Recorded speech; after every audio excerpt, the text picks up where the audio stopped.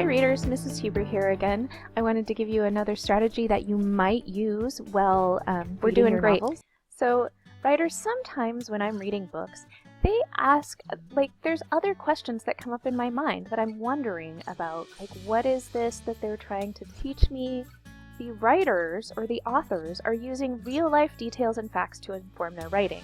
So one of the interesting things that you might do as a reader is start thinking about what is real in the story, what is made up, and what do I want to know more about? So that's the what do I want to know more about is the part that I really want to focus on today. So Lois Lowry, one of her books that she wrote was called Number the Stars. In this book, 10-year-old Anne Marie and her family live in Copenhagen, Denmark in 1943 when it is invaded by German troops. So I wanted to know a little bit more about this Danish occupation and what it was like to live in Denmark at this time. So I just did a Google search on Danish occupations in World War II, or occupation of World War II. That means when the German troops were occupying Denmark.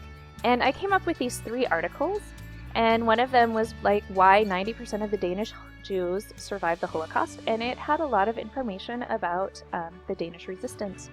This one, the German occupation of 1940 to 1945, talked a lot about some of the rationing and the daily lives and soldiers that were around. You can see even the pictures of the tanks going down just the streets.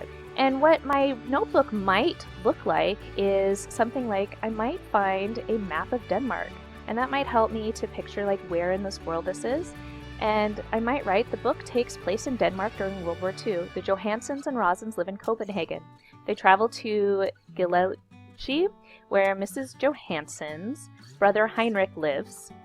So he and others in the resistance can help the Rosens, who are Jewish, escape to Sweden. And I kind of looked some more stuff up. So this is actually the harbor in Copenhagen, and this is one of the modern day cities, and this is a map. And this is a street where they, Anne Marie and Ellen and Christy might have had their first encounter with the Nazis. And from my reading, I discovered that German soldiers really did occupy the streets in Denmark. Sweden was not occupied by Germany, and so that was thought of as a safe place for Jews. And then I did some more research. There was also rationing around. The war limited the goods available, and the rationing made it difficult for everyone to have what they wanted. And some things that I noticed in the book was that there wasn't any coffee and tea, butter or sugar, rubber tires were hard to get, they had an 8 p.m. curfew, and these were all real life things that happened in Denmark at this time. So even if you're not reading a historical fiction book, you can still do this kind of work. You can still get curious about what the book is saying.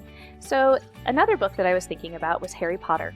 And Harry Potter is a young orphan boy in England, and he is invited to Hogwarts School for Witchcraft and Wizardry.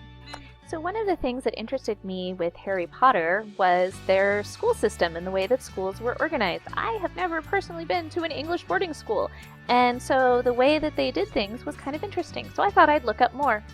So I just searched for English boarding schools, and this is one of the things I came up with was a house system. A typical boarding school has separate residential houses either within the school grounds or in the surrounding area. And I thought, hey, that's the same as in Harry Potter. They have those 4 houses, Gryffindor, Hufflepuff, Slytherin, and Ravenclaw. And so I was thinking connections. I kept reading, and it says, a number of senior teaching staff are appointed as housemasters, housemistresses, dorm parents, prefects, or residential advisors. So I was like, wait a minute, we have these housemasters and housemistresses, for each of those houses. That's the same as in Harry Potter. And if we keep reading, it says, each may be assisted in the domestic management of the house by a housekeeper. And I haven't really seen housekeepers in Harry Potter. I don't know if it's magically kept clean, but they also do have the house elf, so I wondered if that was kind of like it. And so the other part was often known in UK or Commonwealth countries as a house matron.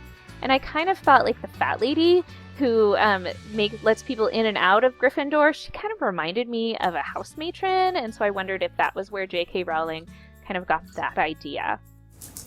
And all this research led me to the idea that J.K. Rowling must have used her knowledge of the British school system to create a structure for how she created Hogwarts.